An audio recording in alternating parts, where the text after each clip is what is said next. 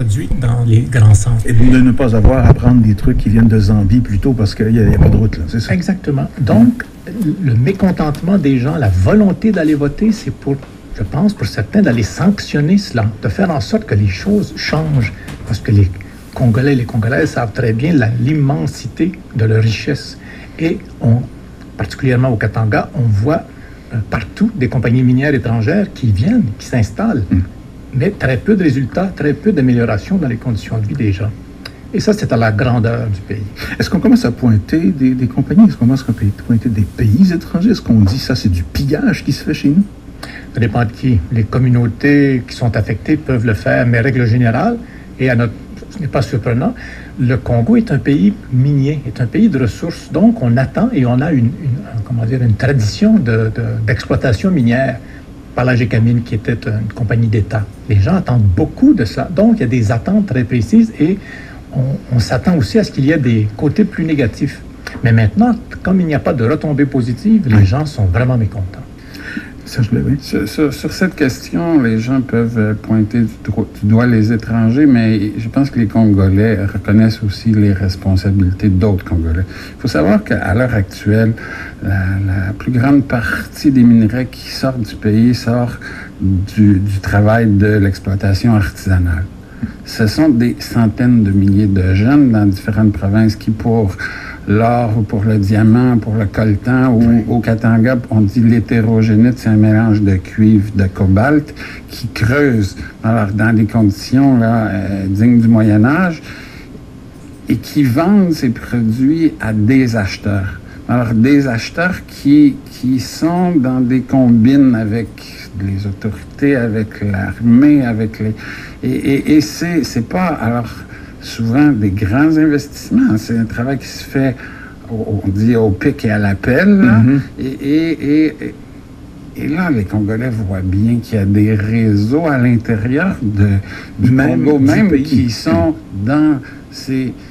Non, ce sont plus des trafiquants, des aventuriers, mais qui établissent des réseaux pour avoir des monopoles d'achat sur certaines carrières qui font protéger par l'armée, par la police.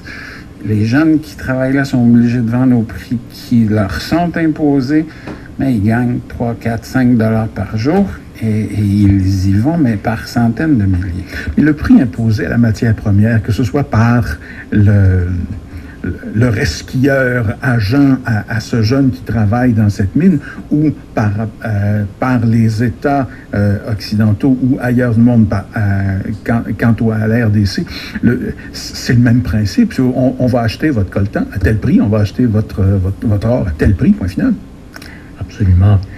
Pour parler de ce qui se passe à l'Est, il faut dire malheureusement que c'est un système très efficace et à peu de frais pour les entreprises multinationales. Tout ceci se fait de manière traditionnelle, artisanale. Comme c'est bien organisé. Il y a l'artisanal, puis il y a l'industrie qui est en place aussi. Alors, c'est ça. L'industrie a accès à ces matières sans investissement pour aller la chercher. Elle se rend à la frontière et de là va quitter. Effectivement, les prix qui sont demandés ou qui sont négociés dans les forêts, loin dans les collines, les creuseurs n'ont aucun moyen de contrôler ça. Ils sont vraiment à la merci des négociants et des commerçants. Et en même temps, c'est autant de redevances qui échappent à l'État. Et alors, c'est des richesses qui quittent le pays sans rien laisser. Sans capacité de réinvestissement en santé, en éducation, en voirie, ainsi de suite. Et c'est transformé à l'extérieur. La valeur ajoutée, ça reste à l'extérieur. Et puis, dans ce sens-là, on peut dire que dans un pays comme le Congo, qui a d'immenses richesses, c'est toujours le pillage des ressources. Finalement, il n'y a pas grand-chose qui a changé depuis la colonisation. On vient chercher la matière première et puis la valeur ajoutée, c'est à l'extérieur. Avant, c'est en Europe. Maintenant, c'est aussi au Canada ou en Chine. Mais c'est le même principe. D'ailleurs, depuis la décolonisation, il y a eu une recolonisation, mais à l'interne, je dirais, et par les grandes entreprises. C'est un pays qui a été laissé au va-tout avec une classe dirigeante tout à fait inapte à faire ce travail-là, qui de hauts fonctionnaires, de fiscalistes, et ainsi de suite, c'était pas formé. Là. Il n'y avait pas ce qu'il fallait. Là. Cela dit, ces élections, ces résultats qui s'en viennent, selon la Cour suprême, ce sera le 17 décembre, on disait, est-ce qu'il y a lueur d'espoir ou est-ce que c'est plutôt, on rentre encore dans une autre forme de zone de turbulence en RDC? Non, Serge Blais. En fait, depuis 4 jours, on annonce des résultats partiels. Oui. Mais sans en indiquer la provenance. Alors que, pourtant, quand on enregistre les résultats par bureau de vote, c'est à partir de procès-verbaux, puis on sait identifier quel bureau de vote. On pourrait donner l'information, et alors il y avait des observateurs, beaucoup, il y avait des témoins des partis politiques, et les gens ont pris en note les résultats. D'ailleurs, il y a des lois qui sont bien faites au Congo. Après le dépouillement, on doit afficher les résultats à l'extérieur. Donc, localement, les gens savent.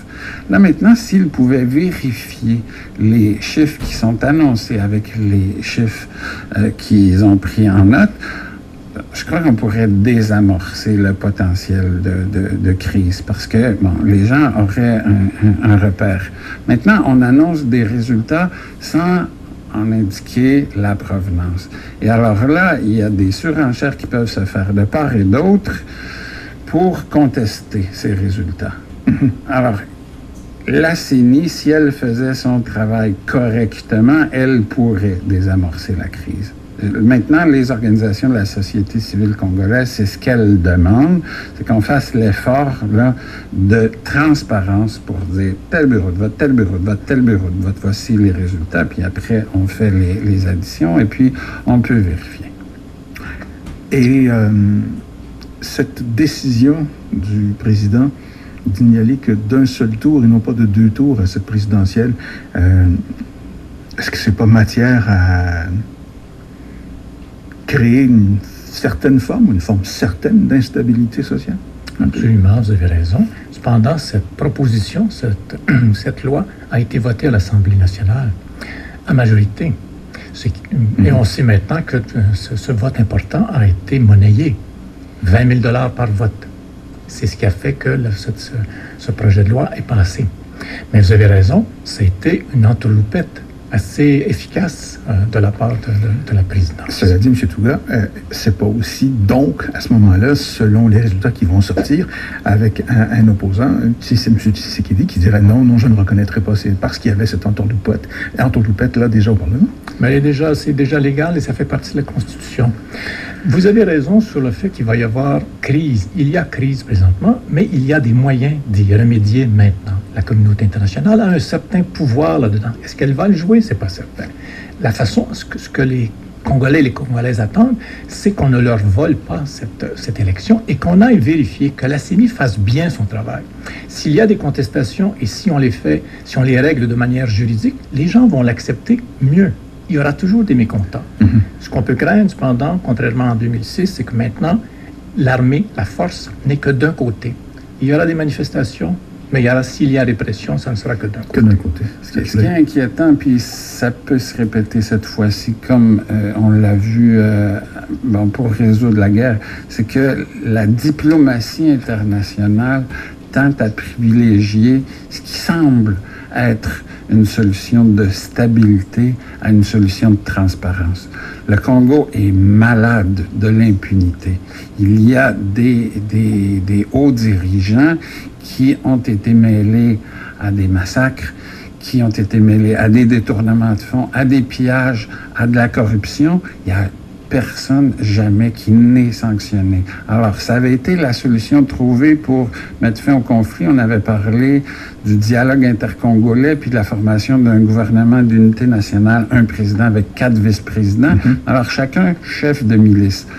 Maintenant, on se demande si la diplomatie internationale encore va préférer en fait une apparence de stabilité à la transparence. Et alors, finalement, c'est des calculs à très court terme parce que l'absence de transparence ou l'absence de justice, ça finit toujours par ramener l'instabilité. Serge Blais est chargé du programme Développement et Paix, Denis Touga, coordonnateur de la table de concertation sur les Grands Lacs africains entre admissionnaires. Messieurs, merci beaucoup d'être passés à Tam Tam. À une prochaine, j'espère. Merci.